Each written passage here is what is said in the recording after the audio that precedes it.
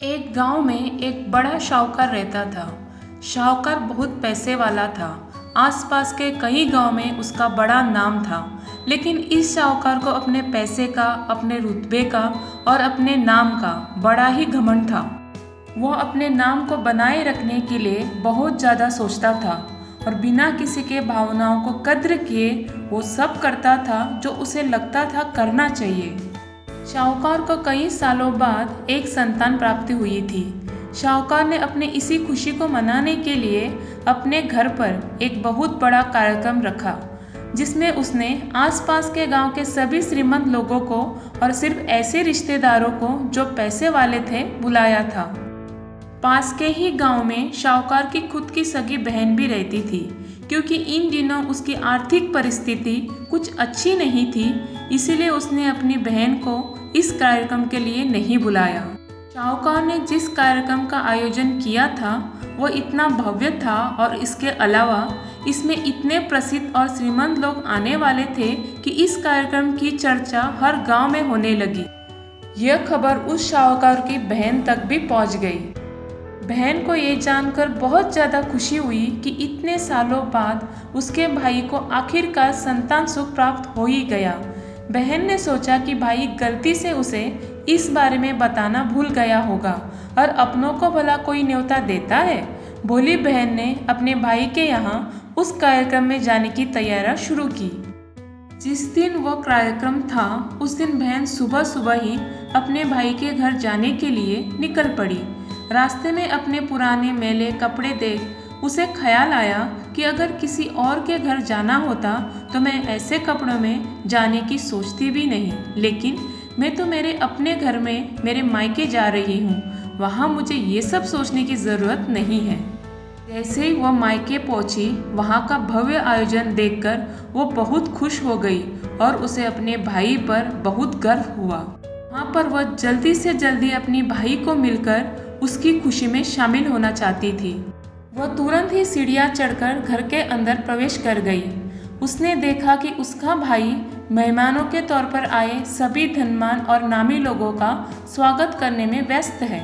बहन जैसे ही अपने भाई की तरफ उससे मिलने के लिए बढ़ी, उसके भाई की नज़रें उस पर पड़ गई और अपनी बहन को ऐसे मैले पुराने कपड़ों में देखकर भाई ने उससे मिलना तो दूर बल्कि तुरंत बहाना बनाकर वहाँ से निकल गया। बहन ने सोचा इतने लोगों में बेचारा अकेला भाई क्या क्या करे, ज़रूर उसे कुछ काम याद आया होगा, इसीलिए वहाँ से चला गया होगा। बहन बाद में अपनी भाभी से मिलने गई। भाभी ने उसका स्वागत किया और उसे खाना खाने के लिए आग्रह किया।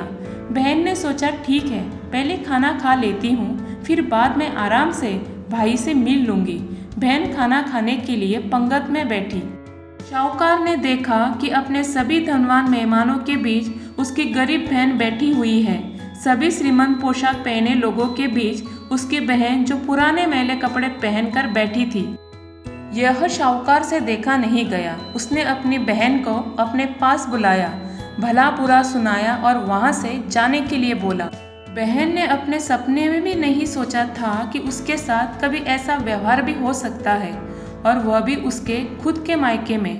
अपना अपमान होने के बाद बहन तुरंत ही अपने घर ससुराल जाने के लिए चल पड़ी। बहन इस बात को पचा ही नहीं पा रही थी कि उसके अपने भाई ने उसके साथ इतना बुरा व्यवहार किया। उसकी आंखों से आंसू थम ही नहीं रहे थे। रास्ते में उसे अपनी पुरानी दोस्त मिली। उस दोस्त ने उसे रोने का कारण पूछा। हालांकि बहन उसे कुछ भी नहीं बताना चाहती थी, लेकिन दोस्त के बार बार पूछने पर उसने उसके साथ हुई सारी घटना उसे बता दी। उसकी दोस्त एक समझदार महिला थी और काफ़ी प्रैक्टिकल सोचने वाली थी। उसने कहा, अगर तुम मेरी बात मानो तो एक दिन तुम्हारा भाई खुद तुम्हें अपने यहाँ बुलाएगा और तुमसे माफ़ी भी मांगेगा। बहन ने उसे कहा कि मैं तुम्हारी हर बात मानूंगी, बताओ मुझे क्या करना होगा। दोस्त ने कहा कि तुम इस अपमान को, इस दुख को एक दिशा दे दो और कोई गुह उद्योग शुरू कर दो। इसमें इतनी मेहनत करो कि इस काम में तुमसे अच्छा कोई भी ना हो। बहन को अपनी दोस्त की बात सही लगी। उसने घर पहुंचकर अपने आंसू पोंछकर उसी दिन से एक गुह उद्योग शुरू किया उसने दिन रात मेहनत की, अपने साथ कई गांव की महिलाओं को जोड़ा और देखते ही देखते उसका गुह उद्योग चल पड़ा। कुछ ही सालों में आसपास के 50 गांव में उसका नाम और रुतबा काफ़ी बढ़ गया और अब वो पैसों के मामले में अपने भाई से भी ज़्यादा बड़ी बन गई। भाई को भी जब ये पता चला कि उसकी बहन इतनी श्रीमंत हो गई है तो उसने सोचा कि एक बार उससे मिलकर आया जाए। वो जब अपने बहन को उसके घर मिलने पहुंचा तो बहन ने उसका किसी राजा महाराजे की तरह स्वागत किया, उसके पसंद का खाना खिलाया।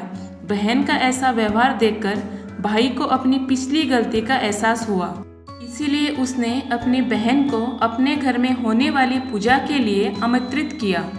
कुछ ही दिनों बाद बहन अपने भाई के यहाँ उस पूजा के लिए पहुँच गई। जैसे ही बहन अपने भाई के घर पहुँची, उसका भाई उसके स्वागत के लिए दरवाजे में ही खड़ा था। बहन अपने महंगे गाड़ी में से आई थी। उसने बहुत कीमती साड़ी और उससे भी ज़्यादा कीमती गहने और दागिने पहन रखे थे। बहन का ऐसा ठाट बाट देखकर सिर्फ भाई नहीं बल्कि उसका पूरा गांव दंग रह गया। भाई दौड़कर आया और बहन के गाड़ी का दरवाज़ा खोलकर उसे बाहर आने के लिए कहा और बड़े प्यार से उसे पूजा का प्रसाद ग्रहण करने के लिए बुलाया।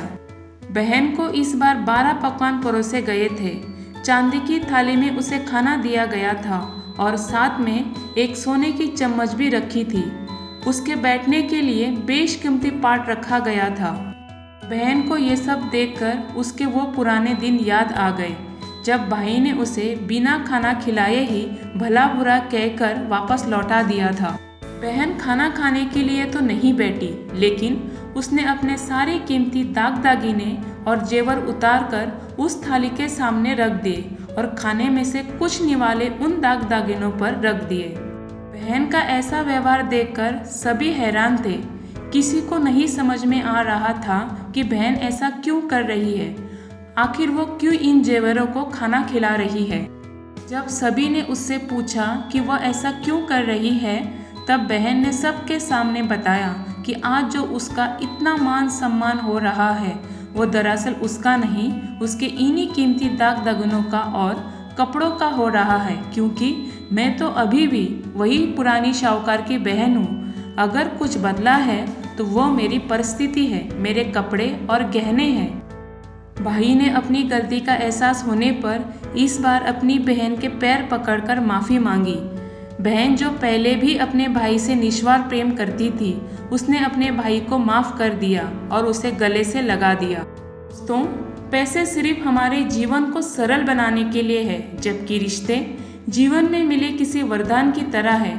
अगर उन्हें सच्चे मन से और निस्वार्थ भाव से निभाया जाए, पैसे खर्च हो जाए तो आप बाद में भी कमा सकते हैं, मगर रिश्ते खर्च हो जाए, टूट जाए तो दुनिया का सारा धन भी आपको उन्हें वापस नहीं दिला सकता।